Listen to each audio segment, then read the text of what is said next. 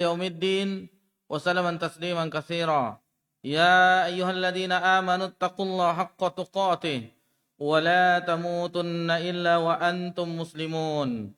يا أيها الناس اتقوا ربكم الذي خلقكم من نفس واحدة وخلق منها زوجها وبث منهما رجالا كثيرا ونساء واتقوا الله الذي تساءلون به والأرحام إن الله كان عليكم رقيبا.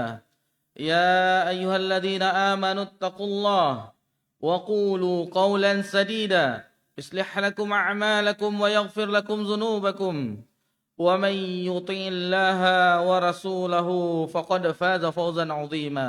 أما بعد فإن أصدق الحديث كتاب الله وخير الهدي هدي محمد صلى الله عليه وسلم وشر الأمور محدثاتها وكل محدثة بدعة وكل بدعة ضلالة وكل ضلالة في النار. Alhamdulillah, puji syukur kehadiran Allah Subhanahu wa taala.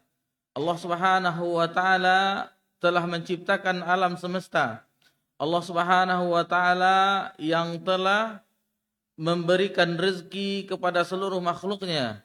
Allah Subhanahu wa taala yang telah menghidupkan dan juga mematikan. Allah Subhanahu wa taala semua berharap kepadanya, bergantung kepadanya seluruh makhluk.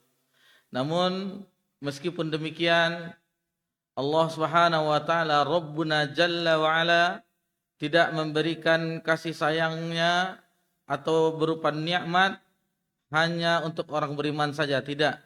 Akan tetapi seluruh makhluknya, baik itu yang ada di langit, di bumi, di antara keduanya. Bayangkan Allah semuanya memberi rezeki untuk kelangsungan hidupnya.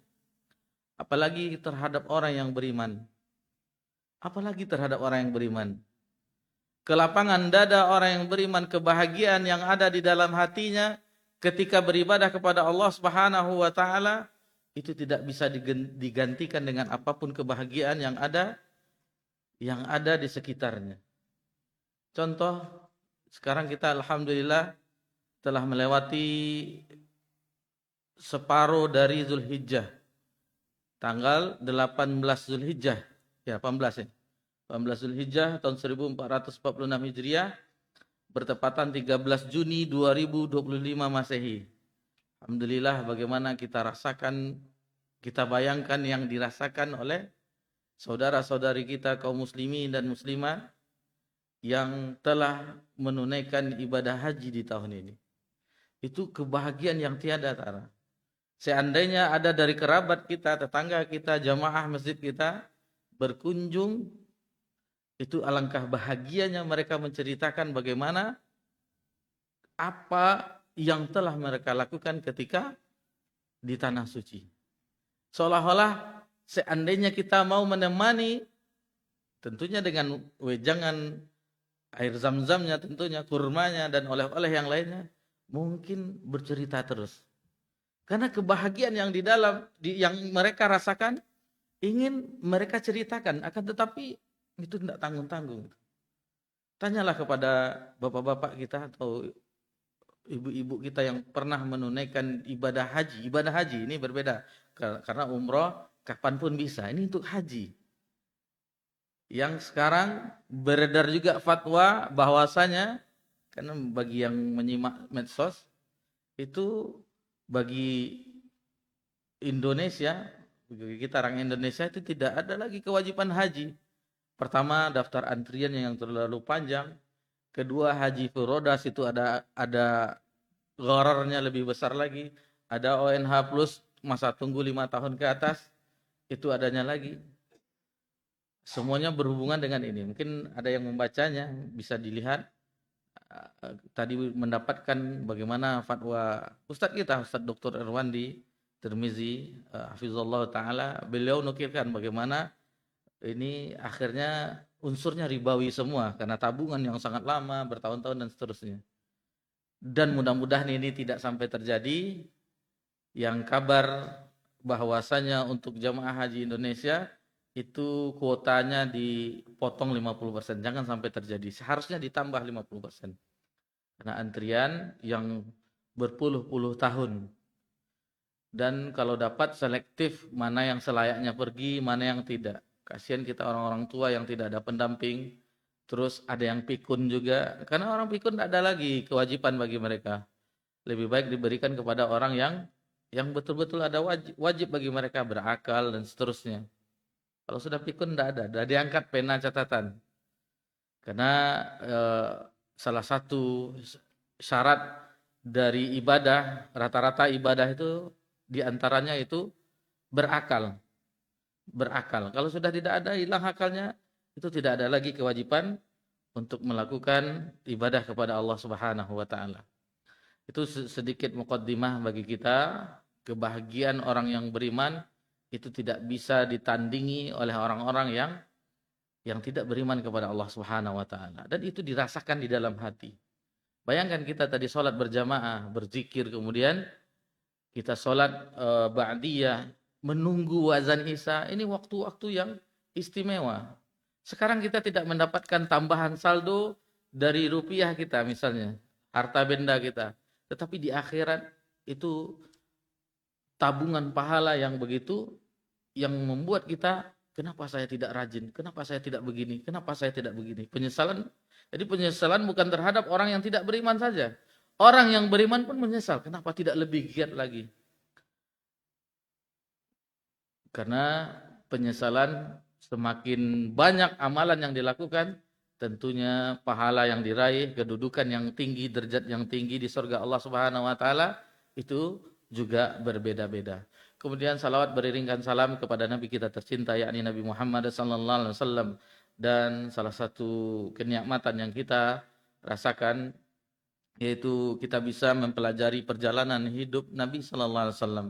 Meskipun tidak secara detail, alhamdulillah poin-poin besarnya ini membayangkan bagi kita lalu bagaimana perjalanan yang begitu penuh suka, duka, cita, dan bagaimana perjuangan yang begitu berat dalam mengemban risalah nubuwah ini. Ikhwani fi din a'adakumullah, di pertemuan kita ini adalah pertemuan kita yang ke-34 dalam Sirah Nabawiyah, dan insyaallah kita bagi yang memiliki bukunya di halaman 586 kita memasuki periode ketiga. Ini kenapa nih? Mungkin yang tidak menyimak dari awal kok langsung periode ketiga. Jadi muallif Syekh Syaifur Rahman Al-Mubarakfuri rahimahullah taala, itu metode dalam penulisan beliau memisah-misahkan untuk memahami kita ketika kita membaca atau mempelajari kitab beliau, tulisan beliau. Jadi yang pertama, awal tulisan beliau menceritakan tentang keadaan Arab itu, Jazirah Arab. Tentang geografisnya, tentang sukunya, tentang bagaimananya. Awal-awalnya beliau tuliskan itu. Kemudian bagaimana keadaan Arab jahiliyah dahulu itu beliau tuliskan asal usulnya, dari Arab mana, dari ini tentang Nabi Ibrahim disinggung juga dengan Nabi Ismail, itu awal-awalnya. Lalu keadaan Arab jahiliyah sebelum Nabi SAW diutus. Kemudian sampai Nabi menjelang lahirnya, peristiwa-peristiwa penting yang terjadi, kita mengetahui peristiwa perang gajah. Perang gajah sebelum Nabi SAW lahir. Lalu beliau sejak kelahiran sampai kenabian, itu lain lagi fasenya. Kemudian setelah kenabian turunnya risalah kepada Nabi SAW, penulis Syekh Syaifur Rahman Al-Mubarakfuri itu membagi dua fase. Fase Mekah sebelum hijrah dan fase Madinah. Dan fase Mekah ini beliau bagi juga ada beberapa tahapannya. Pertama, dakwah sirriyah lebih kurang 3 tahun. Kemudian dakwah jarriyah, sirriyah yaitu sembunyi-sembunyi. Kemudian dakwah terang-terangan. Kemudian yang ketiga, dakwah keluar kota Mekah. Di antaranya Taif ketika itu yang sudah sama-sama kita pelajari. Adapun fase yang Madinah, alhamdulillah 2 yang telah kita lewati. Yang pertama yaitu fase kondisi aktual bagaimana Yasrib. Dulu namanya Yasrib. Sebelum Nabi hijrah, Yasrib, Madinah ketika itu. Bagaimana kondisi aktualnya?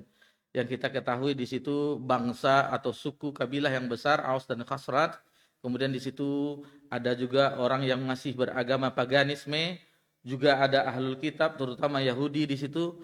Kemudian ada orang-orang yang penduduk aslinya di situ.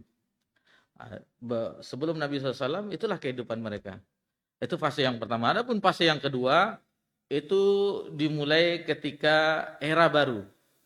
Era baru itu bagaimana Nabi SAW telah melakukan peperangan-peperangan sebelumnya, peperangan Al-Badar, Uhud, Khandaq dan seterusnya. Lalu Nabi mulai dengan fase berikutnya, yaitu kalau tidak salah waktu itu Hudaybiyah ya, Hudaybiyah.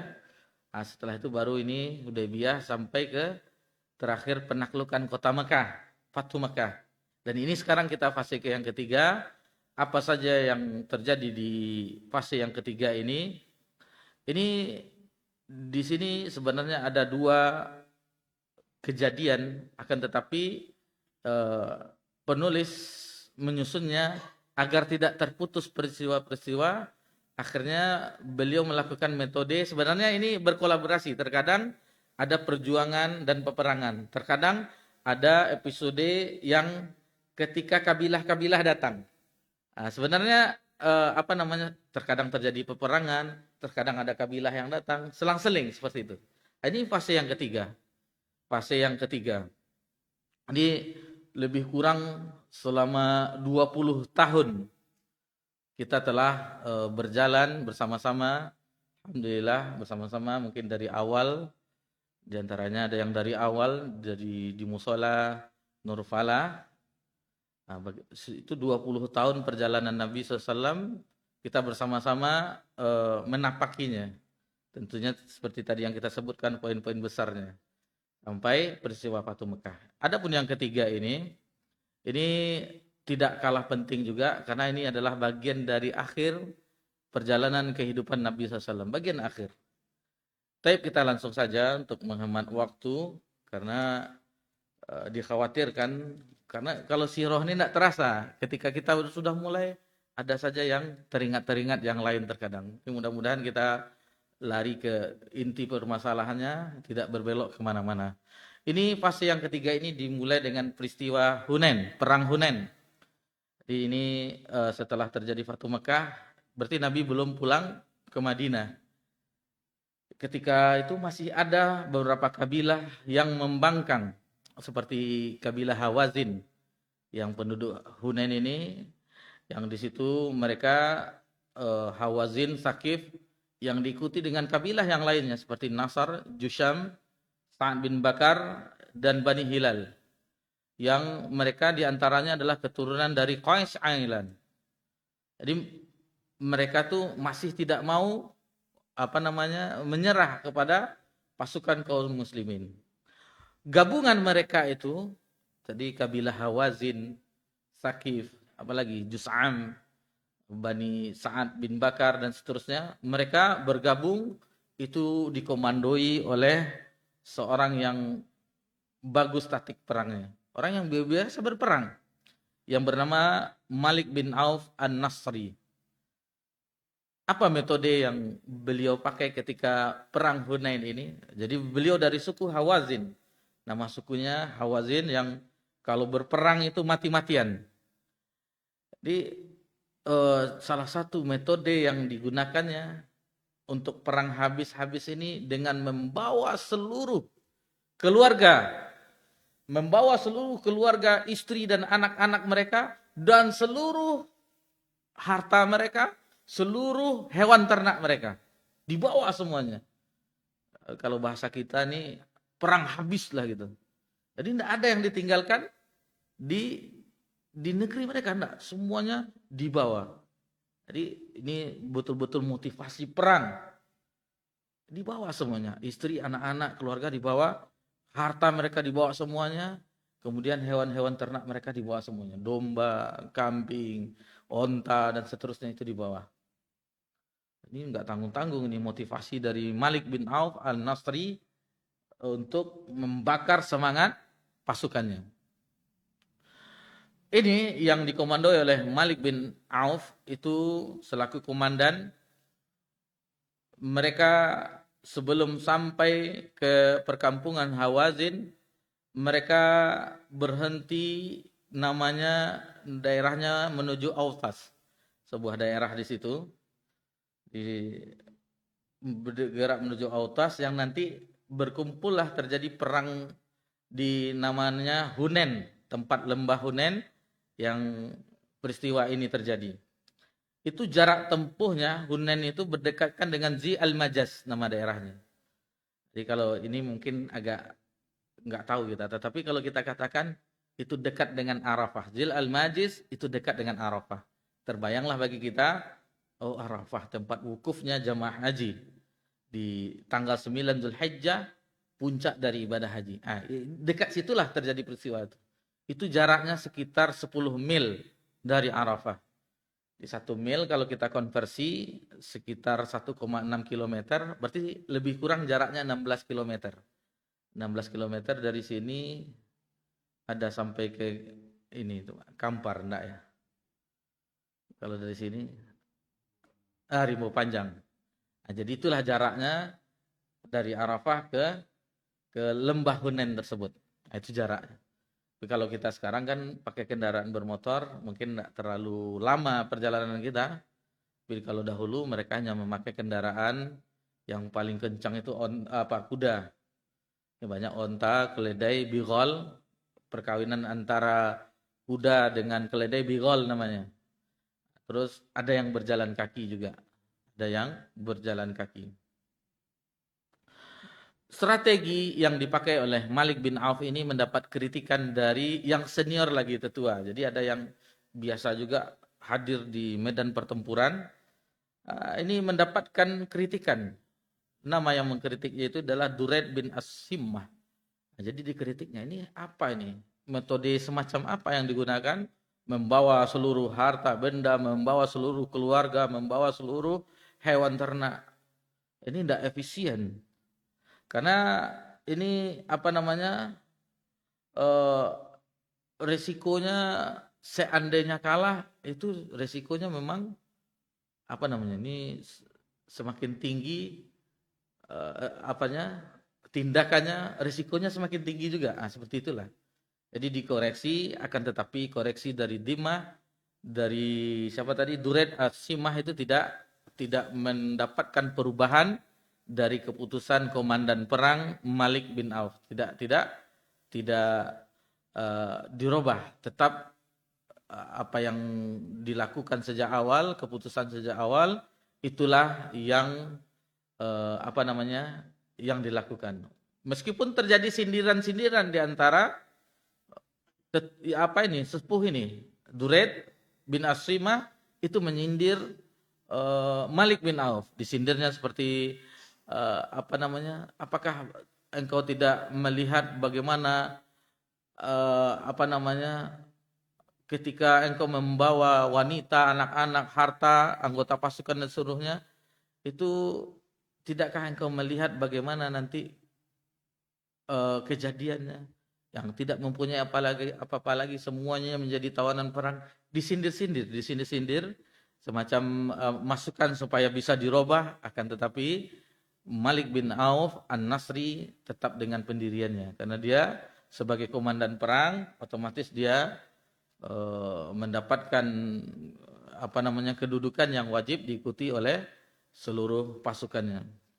Jadi meskipun apapun yang terjadi, maka akhirnya kita persingkat bagaimana dialog mereka, akhirnya bersairlah, terucap sair dari Duraid. Kata beliau sebelumnya, ini adalah hari yang tidak pernah aku saksikan, katanya. Jadi dia sudah sepuh, sepanjang dia berlaga di medan perang tidak pernah disaksikan seperti ini. Namun tidak dapat aku mengelaknya. Sudah terpaksa dia. Otomatis dia terpaksa ikut dalam peperangan ini. Lalu beliau pun bersenandung dengan sairnya, duhai, sekiranya aku dalam peristiwa ini adalah pemuda, aku akan bertempur dan menggunakan senjata. Kan kugiring tawanan wanita dengan cucuran air mata yang linglung kebingungan layaknya seekor domba. Jadi meskipun terpaksa, tetapi dia tetap bersemangat Bahkan dia membayangkan di dalam bait syairnya itu, dia itu seorang pemuda. Jadi masih berani untuk menghadapi pasukan yang akan diperangi tersebut.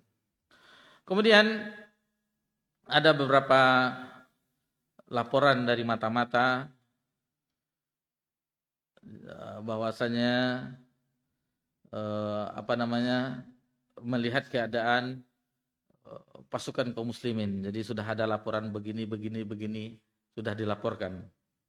Kemudian ada juga laporan dari mata-mata dari suku Hawazin yang diketua yang berkolaborasi dengan suku-suku yang lainnya, Sakif, kemudian Jushum, Sa'id bin Abi Bakar dan seterusnya. Itu sudah ada laporan dari mata-matanya. Begini. Begitu juga mata-mata dari Nabi SAW. Jadi kalau perang itu harus dilihat keadaan musuh bagaimana. Keadaan lawan perang kita bagaimana. Jadi ada yang memata-matai, mungkin dari lereng-lereng bukit atau dari lembah-lembah dan seterusnya, yang mereka memang ahli dalam hal yang seperti itu. Yang ketika keberadaan mereka itu tidak diketahui oleh pasukan musuh ketika mereka ingin mencari informasi-informasi. Kalau kita macam intelijen atau apalah seperti itulah. Jadi memang ada diutus juga dari pasukan Nabi SAW, pasukan kaum muslimin.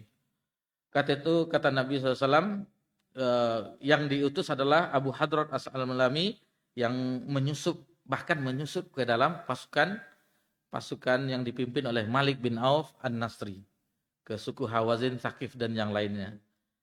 Setelah beliau bergabung di dalamnya, melihat-lihat informasi, baru kembali, tentunya dengan ini teknik yang tinggi. Sebagai pasukan musuh kita bagaimana? Karena dahulu kan tidak ada baju loreng tentara. Oh ini tentara ini tentara enggak. Mereka orang Arab dengan pakaian Arab, dengan persenjataan mungkin baju besi, baju perang mereka, lalu dengan alat-alat peperangan tombak atau pedang atau seterusnya, panah. Jadi tidak tahu. Dan sama suku mereka juga orang Arab juga. Jadi tidak kelihatan mana yang lawan dan mana yang kawan. Setelah mendapatkan informasi, Hadrat Al-Aslami melaporkannya kepada Nabi Sallallahu Alaihi Wasallam.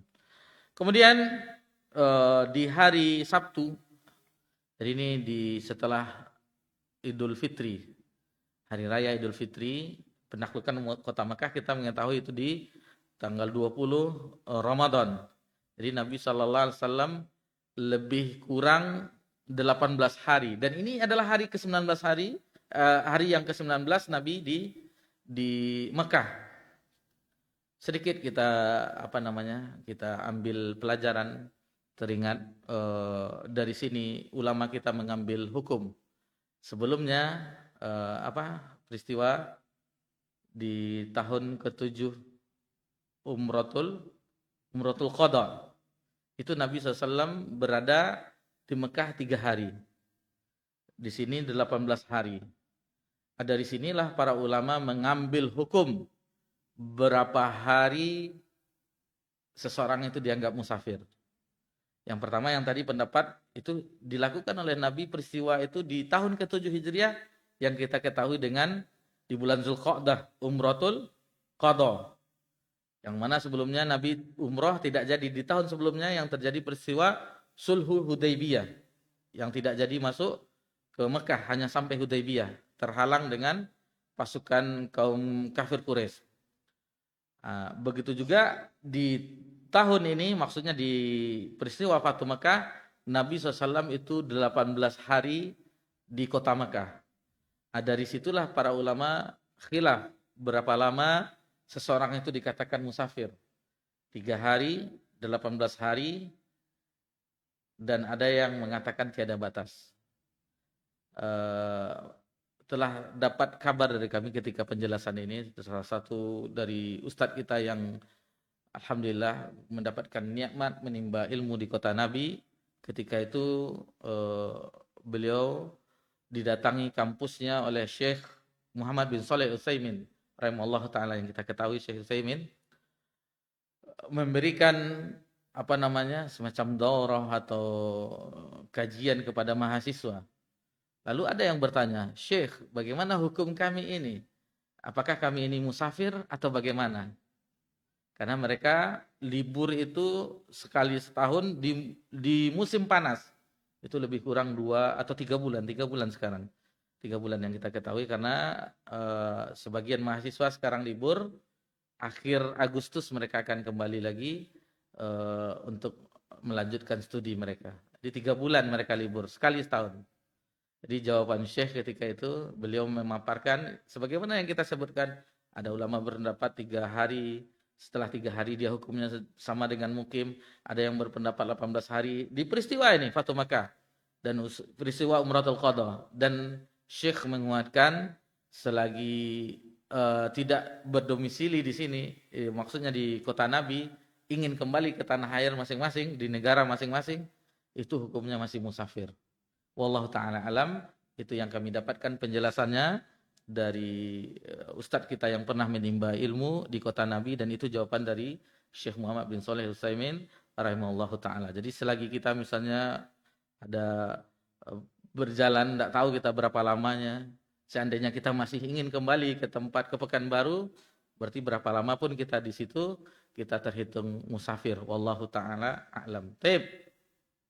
Di hari Sabtu tanggal 16 Syawal 8 Hijriah, Rasulullah SAW meninggalkan Mekah, tanah Mekah, tanah suci Mekah. Jadi ketika itu Nabi belum umroh. Ini Nabi waktu itu melakukan penaklukan kota Mekah. Di hari yang ke-19-nya, ya ini hari yang ke-19, jadi beliau bergerak, itu jumlah pasukannya adalah 12.000 pasukan. 12.000 pasukan, yang mana kita ketahui sebelumnya pelajaran kita di pekan yang lalu, itu jumlah pasukan kaum muslimin ketika Fatu Makkah 10.000. Ditambah sekarang 2.000, yaitu ketika terjadi Fatu Makkah, tentunya itu diantaranya penduduk Mekah dan sekitarnya ikut juga bergabung dengan pasukan Nabi Sallallahu Alaihi Wasallam. Dari situ, dari peristiwa tersebut, Nabi SAW meminjam 100 buah baju besi dan perlengkapan lainnya dari Safwan bin Umayyah, dan mengangkat Attab bin Asid ketika itu sebagai penguasa sementara di Mekah. Jadi Nabi SAW misalnya sudah menduduki sesuatu, Nabi memberikan siapa yang harus didengar sebagai pemimpin. Jadi harus ada pemimpin tersebut. Harus ada ketua, harus ada pemimpin yang akan memutuskan suatu perkara yang akan diikuti oleh kebanyakan orang, mayoritas orang. Maka berjalanlah mereka, sampailah mereka akhirnya di Hunain. Kata Nabi SAW sambil tersenyum ketika itu di petang hari, kata Nabi SAW, insya Allah, kata Nabi SAW, nanti semuanya ini, kata Nabi SAW, akan menjadi harta rampasan perang, ghanimah, untuk kaum muslimin. Jadi Nabi SAW sudah terbayang oleh Nabi SAW akan mendapatkan kemenangan. Adapun yang mendapat giliran menjaga malam ketika itu sebelum terjadi peperangan adalah Anas bin Abi Marsad Al-Ghanawi. Di tengah perjalanan, kaum muslimin melewati sebuah pohon besar yang hijau. Nah, disinilah peristiwa yang dikatakan dengan peristiwa ada pohonnya itu namanya Zatu Anwad. Jadi bagi yang mempelajari kitab Tauhid, ini hadis ini akan ada di bagian babnya, Zatu Anwad.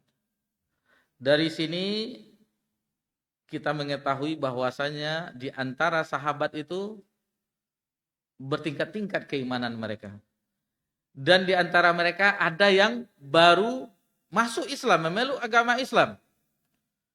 Nabi 2 pekan atau 3 pekan di Mekah, jadi mereka belum mempelajari bagaimana akidah yang sahihah. Apa permintaannya kepada Nabi SAW? Katanya kepada Nabi SAW, ya Rasulullah, buatkanlah kepada kami Zatu Anwad sebagaimana orang-orang Yahudi itu memiliki Zatu Anwad. Orang-orang maksudnya orang-orang bukan orang Yahudi, tetapi orang-orang kafir memiliki Zatu Anwad. Apa maksud Zatu Anwat? Zatu Anwat adalah pohon yang besar, rindang. Seseorang dari orang-orang dahulu, orang jahiliyah, ketika mereka perang, istirahat menggantungkan senjata mereka di pohon tersebut, Zatu Anwat. Itu ada keberkahannya. Ini akan memperoleh kemenangan. Itu akidah mereka awal-awalnya. Bagi yang sebagian yang baru masuk Islam. Lalu ketika itu Nabi bertakbir, Allahu Akbar. Nabi bertakbir. Lalu demi zat yang jiwa Muhammad berada di dalam genggamannya, sungguh kalian telah melakukan apa, meminta sesuatu apa yang telah diminta kaum Musa terhadap Musa. Ini Allah abadikan dalam surah Al-A'raf di ayat 138. Ij'al lana ilahan kama lahum aliha. Qala innakum qaumun tajhalun. Buatkanlah untuk kami selayaknya mereka memiliki sesembahan. Jadi dia minta sesembahan. Dan itu akhirnya jadi.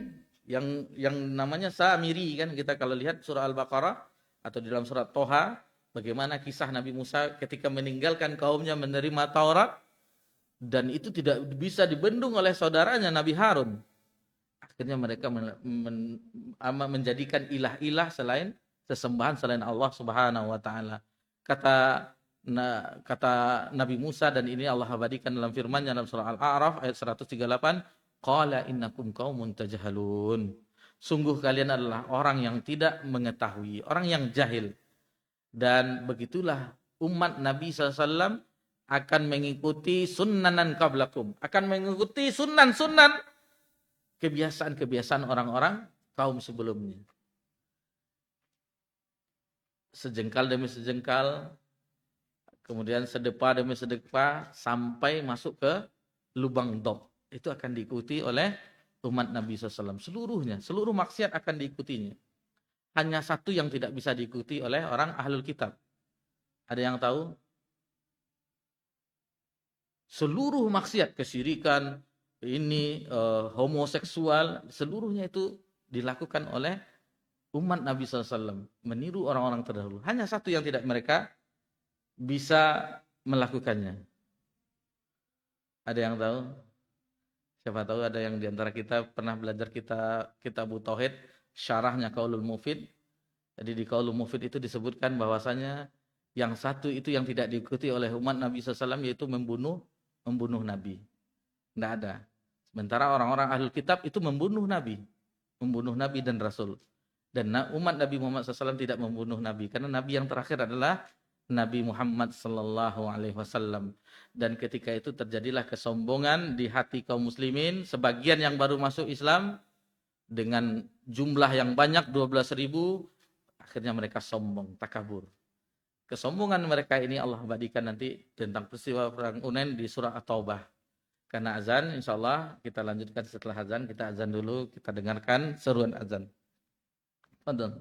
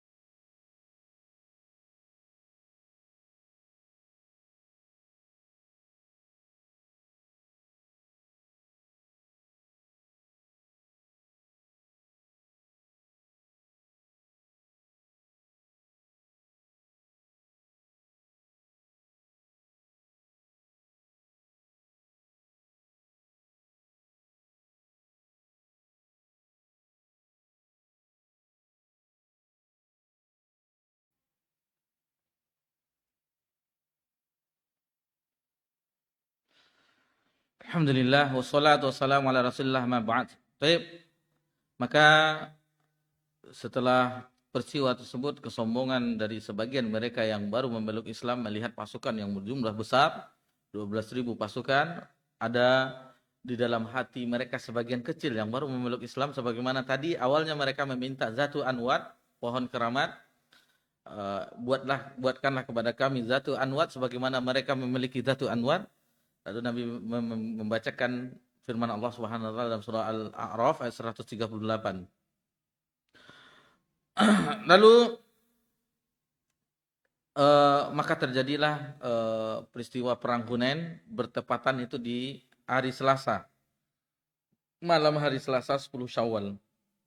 Akan tetapi yang mendahului datang ke Hunain adalah pasukan suku Hawazin, suku Sakif dan kolaborasinya, sekutu-sekutunya yang dipimpin oleh Malik bin Auf. Mereka yang dahulu sampai sehingga mereka mengetahui kondisi perbukitan, celah-celah, mana lembah-lembahnya, sudah disusun pasukan pemanah mereka. Ketika pasukan kaum muslimin datang, walaupun jumlahnya besar, dengan ada sedikit kesombongan, takabur ketika itu, maka di malam itu juga terjadi hujan panah terhadap pasukan kaum muslimin. Mereka memasuki celah dari perbukitan-perbukitan, hujan anak panah. Dengan kondisi seperti itu, porak-porandalah yang tadi sombong tadi. Meskipun banyak, tidak boleh kita sombong. Meskipun kita kuat, meskipun kita kaya, meskipun kita punya jabatan, kedudukan, tidak boleh sombong. Ketika mereka masih sedikit, kita mengetahui ketika perang Mu'tah, itu Nabi mengirim 3.000 pasukan, itu melawan 200.000 pasukan Romawi. Sedikit, tetapi kualitas keimanannya. Yang ini banyak, tetapi baru masuk Islam. Ditambah kesombongan lagi. Ini nggak akan menang kita. Dengan nada-nada meremehkan suku Hawazin, suku Sakif, dan yang lainnya. Tetapi mereka disambut dengan hujan panah. Anak panah menghujani mereka, porak-poranda. Sampai Abu Sufyan berteriak ketika itu, kata Abu Sufyan, ini kekalahan kaum muslimin tidak akan berakhir sampai Laut Merah. Begitu juga Qaladah bin Junaid berteriak, ketahuilah sihir tidak akan mempan di malam ini. Karena ini diserang mendadak. Berjalan menuju Hunain, lalu diserang dengan dadakan. Jadi kalau dari peristiwa ini kita mengetahui bagaimana hebatnya taktik dari Malik bin Auf An-Nasri. Beliau memang strategi perang beliau, dan suku Hawazin adalah suku yang memang kuat dalam peperangan. Bayangkan kau penaklukan kota Mekah sudah terjadi, mereka tetap membangkang. Berarti memang kuat mereka.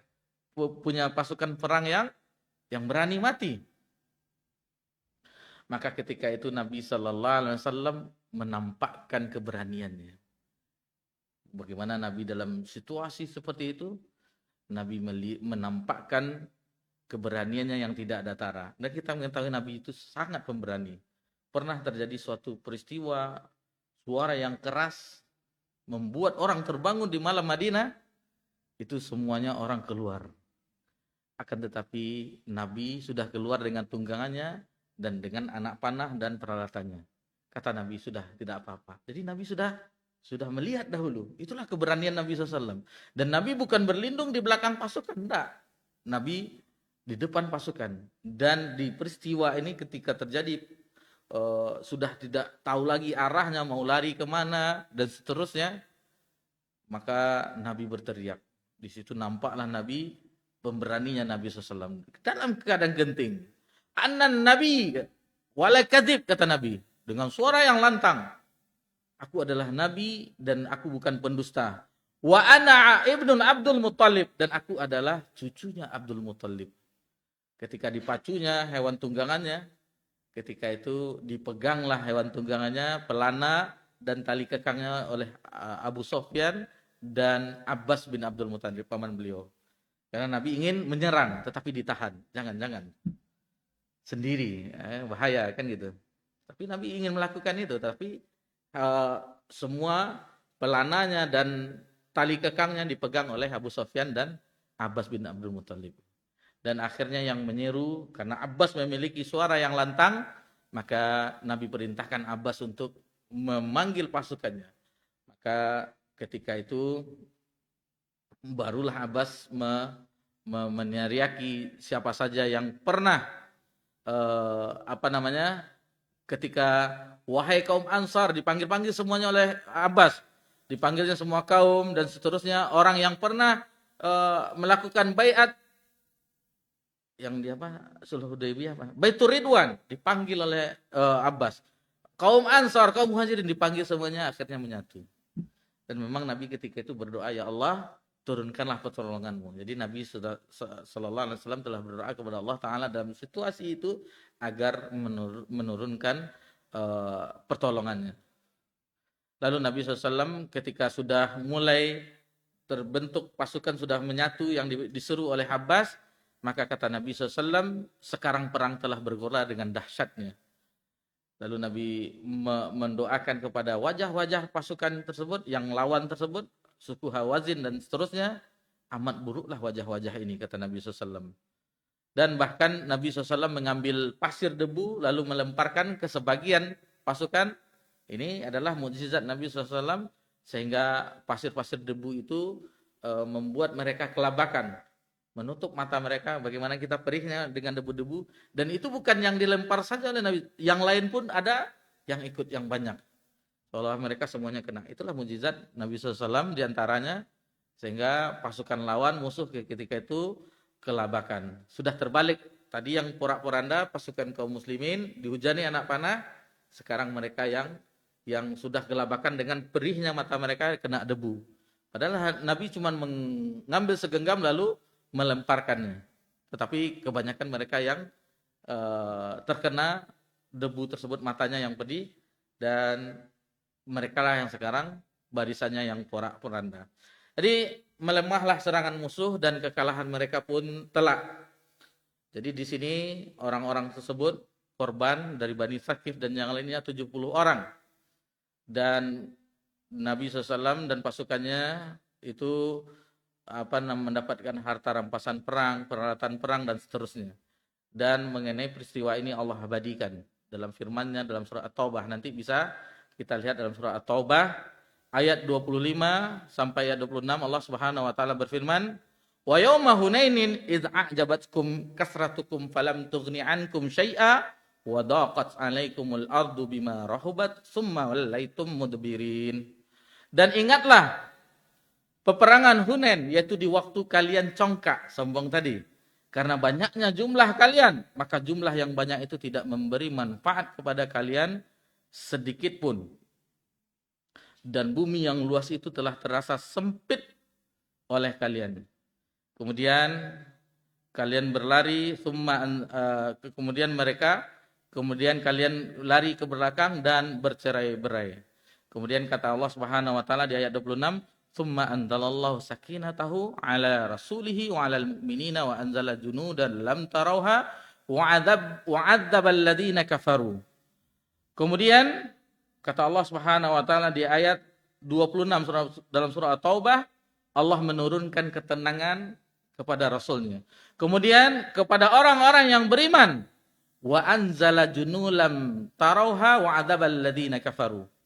Dan Allah menurunkan bala tentara yang kalian tidak melihatnya, dan Allah menimpakan bencana kepada orang-orang kafir. Wa dzalika jazaa'ul kafirin. Dan demikianlah pembalasan bagi orang-orang yang kafir. Kemudian setelah itu Nabi SAW melakukan penyisiran. Jadi di sini ada beberapa penyisiran yang dilakukan oleh Nabi SAW karena mereka lari. Sebagian mereka lari ke Taif, sebagian pasukan Hawazin Tsaqif tadi lari ke Nakhlah, dan sebagian lagi lari ke Autas, yang sebagaimana tadi kita ketahui Autas tempat berhentinya suku Hawazin menunggu pasukan kaum muslimin. Lalu Nabi SAW mengutus pasukan untuk ke Autas tadi, dikirimlah Abu Amir al-Asy'ari. Terjadi peristiwa dahsyat ketika itu di Autas, sehingga jadi syuhadalah Abu Amir. Jadi Abu Amir al-Asy'ari terbunuh ketika mengejar pasukan yang lari terbirit-birit, pasukan musuh maksudnya. Kemudian di Nakhlah itu diutus oleh Nabi, dikomandoi oleh Duraid bin As-Simah.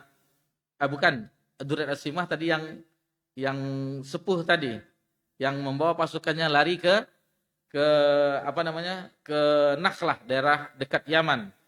Maka adapun untuk Taif langsung Nabi SAW yang memimpinnya mengejar ke Taif. Adapun harta rampasan perang yang didapat ketika itu 6.000 tawanan. Karena mereka membawa seluruh keluarganya, istri dan anak-anaknya. Kemudian 24.000 ekor onta. Nih harta rampasan perang yang sangat banyak. Kemudian 40 ekor kambing. Kemudian 4.000 uqiyah perak. Jadi Rasulullah SAW mengumpulkannya dan semuanya diletakkannya di nama daerahnya Ji'ranah. Ji'ranah ini salah dekat Taif sebelum, kalau kita dari Mekah, sebelum Taif. Sekarang dibuat masjid untuk salah satu tempat mikot. Jadi orang-orang Taif tempat mikotnya di Ji'ranah, ada masjid di situ. Dan mengangkat Mas'ud bin Amir sebagai penanggung jawabnya. Karena harta rampasan perang itu akan dibagikan oleh Nabi setelah kembali dari perang Taif. Di antara tawaran perang itu adalah Asyaimah binti Al-Haris As-Sa'diyah. Kalau kita ingat Nabi dulu disusui oleh ibu susunya Halimah As-Sa'diyah, ini adalah saudari persusuan Nabi SAW. Asyaimah, anak dari Halimah As-Sa'diyah. Ketika itu diucapkanlah oleh Asyaimah, aku ini adalah saudari persusunya. Lalu Nabi SAW membebaskan Syaimah dan mempersilahkannya duduk, dihamparkanlah oleh Nabi suatu tempat semacam tikar. Wahai saudariku, duduklah sini. Ini adalah saudari persusuan Nabi SAW. Jadi Nabi disusui, ada yang ingat kita dulu dari awalnya Suwaibah, budak perempuan dari Abu Lahab. Nah di situ saudara persusuan Nabi SAW, diantaranya Utsman bin Mas'un. Kemudian suami dari Ummu Salamah, Abu Salamah, kemudian Hamzah ketika itu. Lalu Nabi disusui juga dengan oleh Halimatus Sa'diyah di Bani Sa'idah, dibawa di waktu kecil ketika itu sampai usia 6 tahun. Kemudian ada lagi ibu persusuan Nabi SAW, Ummu Aiman. Ummu Aiman salah seorang ibu susu Nabi SAW. Baik, kita ini sedikit kita tambahkan, mungkin bersabar sejenak karena masih menyangkut perang Taif. Ya, kita agak cepat. Perang Taif tadi dipecah, ada yang lari ke Autas, ada yang lari ke Nakhlah, ada yang lari ke Taif. Dan Taif, perang Taif Nabi SAW yang langsung turun sebagai komandonya. Dan itu langsung yang lari ke Taif itu langsung dikomandoi oleh komandannya sendiri, Malik bin Auf. Lalu Nabi SAW mengejar sampai ke situ, ke Taif, maka pengepungan yang terjadi di situ berbeda. Di ulama mengatakan, ada yang mengatakan 40 hari, ada yang mengatakan 20 hari, ada yang mengatakan 15 hari dan seterusnya. Jadi berapa lamanya itu ahli sejarah berselisih pendapat. Dan itu benteng yang sangat kuat. Jadi mereka memang mempersiapkan di Taif itu benteng mereka, pasokan selain peralatan perang, juga makanan mereka, di lumbung makanan mereka itu selama 1 tahun. Jadi memang persiapan, memang sukunya kuat untuk dalam peperangan. Dan itu tidak tembus. Sampai banyak yang terluka, banyak yang kena anak panah, bahkan sudah ditembak dengan manjanik, ada manjanik semacam ketapel yang ada apinya itu. Jadi dulu peralatan orang, katapel, sudah ada di zaman Nabi, sudah ada. Kemudian tank-tanknya bukan tank baja seperti ini, tapi tank-tank dari kayu, lalu didorong supaya tidak kena anak panah dan seterusnya. Akan tetapi itu gagal juga. Tank-tank yang terbuat dari kayu supaya tidak kena senjata, itu dibakar dengan api. Ada bola-bola api, akhirnya terbakar, orang yang berada di dalam keluar. Jangan tank baja seperti kita. Jadi tank orang itu dari kayu dulu. Sudah berapa lama, akhirnya kata Nabi SAW, berseru, siapa yang turun dari benteng ini, maka ia akan bebas. Maka turunlah 23 orang. Di antaranya adalah Abu Bakrah, bukan Abu Bakar. Abu Bakrah ketika itu turun, akhirnya memeluk Islam 23 orang ini. Dan itu lama. Akhirnya kata diantaranya ada yang mengatakan, sudahlah Rasulullah, mereka itu tak ubahnya bagaikan rubah di dalam lubang. Kata sahabat yang memberikan nasihat. Bila engkau terus bertahan melawan mereka, maka engkau tidak akan dapat mengambilnya. Tetapi bila engkau membiarkannya, dia akan keluar sendiri, katanya. Lalu ketika itu kata Nabi, kalau begitu baiklah kita tinggalkan mereka, kita tinggalkan Taif ini. Akan tetapi ada sebagian yang tidak suka, seperti yang lainnya, Umar dan yang lainnya. Insya Allah besok kita akan kembali. Akhirnya ditahan, tetapi dengan penahanan beberapa hari itu juga tidak bisa tembus bentengnya. Lalu kata Nabi SAW, maka besok insya Allah kita akan berangkat. Betul-betul berangkat. Lalu Nabi di keesokan harinya membaca Aibuna ta'ibuna abidun li rabbina hamidun.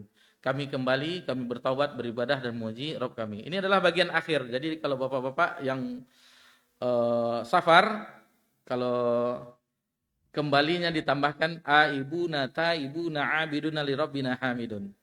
Kalau kita safar kan kita membaca doa Allahu Akbar, Allahu Akbar, Allahu Akbar, subhanallazi sakharana hadza wa ma kunna lahu muqrinin wa inna ila rabbina lamunqalibun. Allahumma inna nas'aluka fi safarina hadzal birra wat taqwa wa minal amali ma tarda. Allahumma hawin alaina safarana hadzal wa tu'anal bu'dah.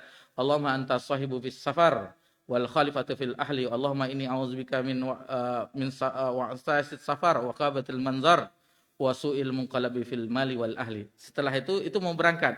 Adapun pulangnya dibaca itu Allahu Akbar, Allahu Akbar, subhanallazi sakharana wa ma kunna lahu muqrinin dan seterusnya, ditambah dengan ini yang diucapkan oleh Nabi ketika kembali, Aibuna ta'ibuna abiduna li rabbina hamidun. Kami kembali, kami bertaubat, kami beribadah dan memuji Rabb kami.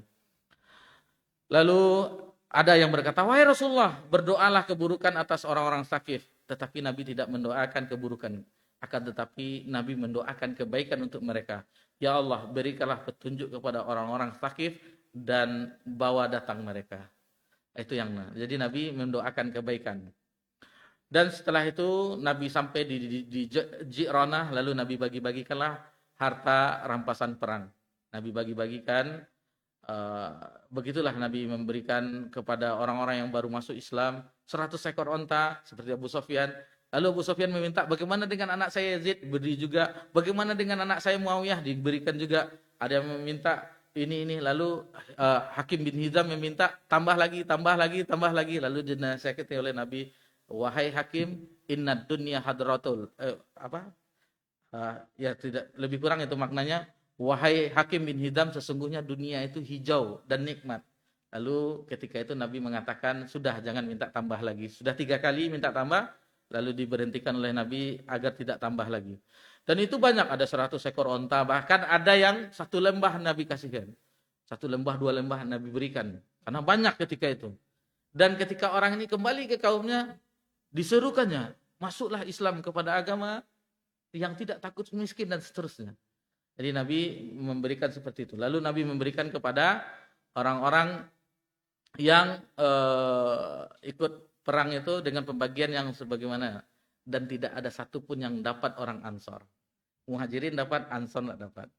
Maka terjadilah hiruk pikuk, desas-desus, dan itu disampaikan oleh salah seorang sahabat Ansor, yaitu yang bernama Sa'ad bin Ubadah. Lalu terjadi desas-desus tersebut. Nabi sudah berjumpa dengan kaumnya, Nabi sudah begini. Akhirnya kata Nabi, pertemukan saya dengan Ansor, kata Nabi SAW.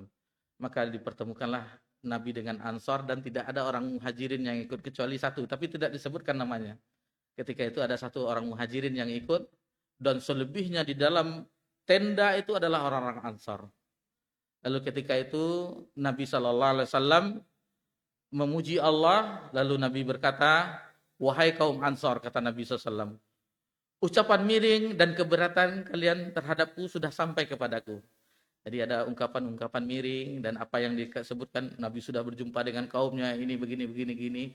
Tidak ada satupun yang dapat harta rampasan perang orang Ansor. Bayangkan, orang mendapatkan harta rampasan perang, orang Ansor tidak satupun yang dapat. Muhajirin dapat. Orang-orang yang baru Islam diberi satu lembar, diberi ratusan ekor seperti Abu Sufyan. Minta untuk anaknya diberi juga. Orang Ansor satu pun tidak dapat. Itu makanya terjadi desas-desus. Lalu dikatakan oleh Nabi SAW, kata Nabi SAW, bukankah aku datang kepada kalian dahulu saat kalian dalam keadaan sesat? Lalu Allah memberikan kalian petunjuk. Kalian dalam keadaan miskin, lalu Allah mencukupkan kalian. Kalian saling bermusuhan, lalu Allah menyatukan hati kalian. Lalu mereka, para Ansor menjawab, bala, benar ya wahai Rasulullah. Hanya Allah dan Rasulnya yang paling berjasa dan lebih utama. Kata Nabi SAW melanjutkan, tidakkah kalian mau menjawab wahai Ansor? Jawablah ucapan kami ini. Tanya Rasulullah kepada mereka. Dengan apa kami harus menjawabnya? Wahai Rasulullah, sesungguhnya Allah dan Rasulnya yang memiliki karunia dan keutamaan. Itu jawab mereka. Wallahi, kata Nabi, demi Allah, jika kalian mau mengucapkan, kalian pasti mengatakannya. Dan apa yang kalian katakan itu adalah benar. Dan kalian katakan itu adalah benar, yaitu mengatakan kepadaku, seperti ini, kata Nabi SAW. Nabi contohkan, engkau telah datang kepada kami sebagai seorang yang didustakan, lalu kami membenarkanmu. Sebagai seorang yang ditelantarkan, lalu kami yang menolongmu. Sebagai seorang yang diusir, lalu kami yang menampungmu. Dan sebagai seorang miskin, lalu kami yang menanggung semua biayamu, bebanmu. Wahai kaum Ansar, apakah kalian mendapatkan di dalam diri kalian hasrat terhadap secuil dunia ini? Kata Nabi SAW, yang hanya melunakkan hati mereka untuk memeluk agama Islam, untuk masuk Islam. Sedangkan aku sudah mengandalkan teguhnya keislaman kalian, kata Nabi SAW.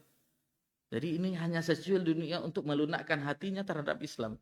Sementara aku sudah yakin mantapnya, kokohnya keislaman kalian, wahai Ansar, kata Nabi SAW. Tidakkah kalian rela, wahai kaum Ansar, orang-orang pulang dengan membawa domba-domba, kambing-kambing, onta-onta, sedangkan kalian pulang membawa Rasulullah SAW ke Madinah. Mereka pulang ke kaumnya membawa harta rampasan perang, domba-domba, kambing-kambing, onta-onta, dan seterusnya. Tetapi kaum Ansar pulang kembali ke Madinah dengan Rasulullah SAW. Tidakkah engkau reda terhadap hal demikian, wahai Ansar? Engkau pulang bersama Rasulmu dan Nabimu. Sementara mereka pulang dengan secuil kehidupan dunia. Lalu ketika itu Nabi melanjutkan, kata Nabi, demi zat yang jiwaku berada di dalam genggamannya, kata Nabi SAW, andai saja bukan karena hijrah, niscaya aku adalah orang Ansar. Andai kata orang-orang memilih jalan di antara celah-celah bukit, lalu orang Ansar memilih jalan lain, niscaya aku memilih jalan yang ditempuh oleh orang Ansar. Ya Allah, sayangilah, rahmatilah, dan ampunilah anak cucu orang Ansar, kata Nabi. Diberkahi doa Nabi yang berkah terhadap keturunan Ansar. Lalu mereka orang-orang Ansar yang mendengar ketika itu semuanya menangis, menunduk dan menangis. Maka basahlah jenggot-jenggot mereka dengan isakan tangis. Kami reda ya Rasulullah. Biarlah mereka pulang dengan domba-domba, kambing-kambing, onta-onta. Dan kami reda, kami kembali ke Madinah bersama engkau ya Rasulullah. Nah, itulah akhir pertemuan mereka setelah terjadi pembagian harta rampasan perang. Nabi SAW tetap kembali ke Madinah. Sementara desas-desus awalnya mungkin Nabi akan menetap di kampung halamannya di Mekah. Dan akhirnya datanglah suku Hawazin dan mereka berbaiat kepada Nabi SAW, semacam menyerah sebagiannya orang-orang Hawazin tersebut. Dan ternyata mereka adalah ini istri dari saudara persusuan Nabi, ini suami, dan akhirnya mereka pun dibebaskan. Karena mereka adalah saudara kerabat Nabi SAW sepersusuan. Dan Nabi meminta persetujuan dari sahabat, apakah kalian setuju? Dan sebagian dari harta rampasan perang juga dikembalikan, diberikan kepada kerabat-kerabat sesusuan Nabi SAW. Dan akhirnya di tahun itu Nabi dari Ji'rana mengambil miqat ihram dan melakukan umrah di bulan Dzulqa'dah ke Mekah. Jadi Nabi kembali lagi ke Mekah untuk umrah. Ada yang tahu berapa kali Nabi SAW umrah setelah hijrah? Kalau haji cuma sekali, haji wada di tahun ke-10 atau 11 Hijriah. Adapun umrah setelah Nabi hijrah itu 4 kali. Pertama di tahun ke-6 Hijriah, yaitu di peristiwa Hudaybiyah. Itu tidak masuk Makkah, tetapi itu terhitung umrah karena memang niatnya umrah. Dan Nabi bertahalul melepas pakaian ihramnya ketika di Hudaybiyah di tahun ke-6. Di tahun ke-7 yaitu di peristiwa Umratul Qadha yang telah kita singgung di pertemuan sebelumnya. Dan ini yaitu di tahun ke-8 setelah perang dengan Taif, Nabi umrah dan semuanya di bulan Zulqa'dah. Dan umrah ketika Nabi haji wada itu juga di bulan Zulqa'dah. Dan kalau kita lihat tulisan para ulama, umrah yang paling afdol itu di bulan Zulqa'dah. Dan ulama-ulama terdahulu salafus saleh mereka berbondong-bondong umrah di bulan Zulqa'dah. Akan tetapi peraturan di zaman kita sekarang, terakhir kerajaan Saudi Arabia memberikan visa umrah itu di bulan Syawal. Jadi yang mendapatkan umrah di bulan Zulqa'dah hanyalah orang-orang yang menunaikan ibadah haji. Jadi misalnya tamattu', mereka haji tamattu', mereka umrah dahulu, setelah itu melepaskan pakaian ihram mereka, tahallul, mereka pakaian biasa sekali menunggu musim haji di hari tarwiyah tanggal 8 Dzulhijjah. Di Nabi hanya melakukan umrah 4 kali semasa hidup, maksudnya bukan semasa hidup, setelah hijrah, dan itu semuanya di bulan Zulqa'dah. Itu semuanya di bulan Zulqa'dah. Alhamdulillah telah kita selesaikan sampai perang Hunain. Adapun nanti adalah pengiriman delegasi-delegasi dan bagaimana pemungutan zakat. Nanti insya Allah di pertemuan yang ke-35. Demikian saja yang kita bisa pelajari. Mudah-mudahan ini menambahkan keimanan kita sebagaimana keimanan Ansar.